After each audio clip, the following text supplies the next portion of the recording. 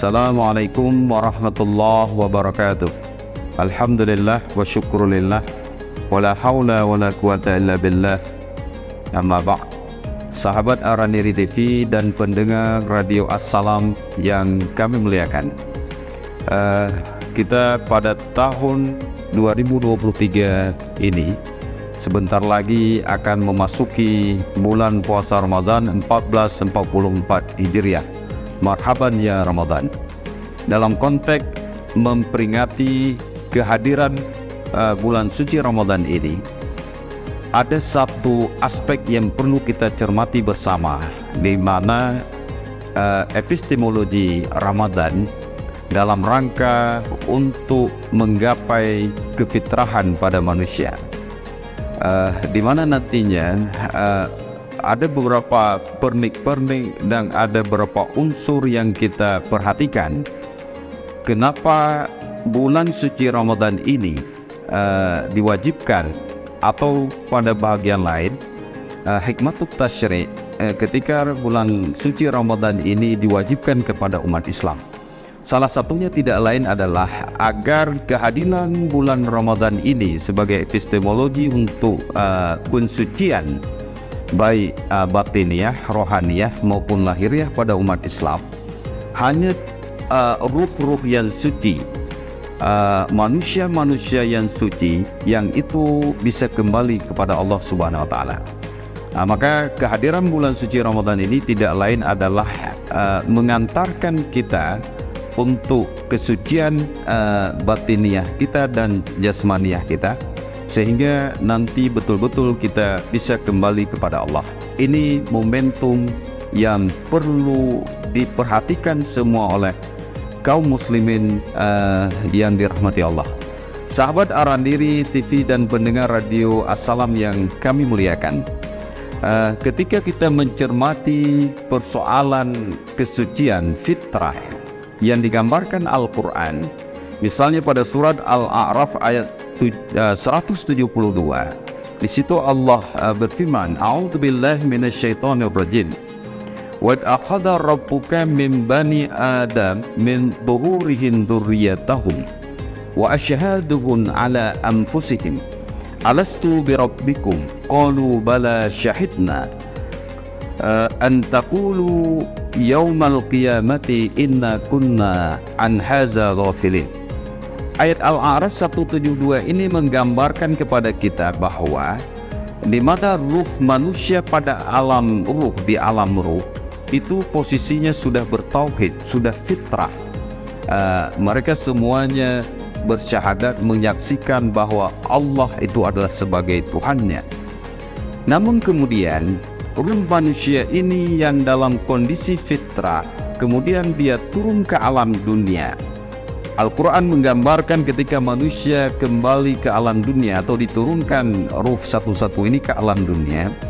Pada surat Al-Mu'minun misalnya kita temukan walaqad khalaqnal insana min sulalatin min tin, hingga akhir ayat itu. Kemudian khalqan akhar pada beberapa ayat ke depan itu menggambarkan proses manusia ruh yang tadi berada di sisi Allah, kemudian satu persatu turun ke alam dunia secara alamiah. Dia lahir di Aceh, lahir di Pulau Jawa, lahir di Indonesia, lahir di Saudi, di Amerika, dan di berbagai belahan dunia lainnya. Ketika ruh manusia ini lahir satu persatu ke alam dunia, dia jauh dari Allah, dan ketika dia jauh dari Allah, kemudian dia berada di alam dunia. Ketika berada di alam dunia ini, berbagai corak ragam manusia ini kemudian bergelut dalam kehidupan. Kemudian manusia yang tadi itu suci ketauhidannya, kemudian mereka ada yang ingkar, ada yang kemudian menjadi Nasrani, menjadi Majusi, menjadi Yahudi dan sebagainya. Dan ini sebagaimana disinyalir pada hadis Nabi, kullu mauludin yuladu alal fitrah fa abawahu yuhawwidanihi au yunassiranihi au yumajjisanihi. Ini gambaran. Ketika ruh manusia ini lahir satu persatu ke alam dunia, itu tidak ada jaminan dia akan suci kembali. kemudian banyak tantangan di sini dan sebagainya. Mereka kemudian berbuat dosa, baik kemudian dosanya dosa besar, syirik kepada Allah, dosa kecil dan sebagainya. Jadi ketika manusia ini berada alam dunia yang penuh dengan dosa-dosa yang dibuatnya, kemudian Allah memberi instrumen, ada epistemologi ibadah yang diberikan oleh Allah agar umat manusia, hamba Allah ini, dia bisa suci kembali.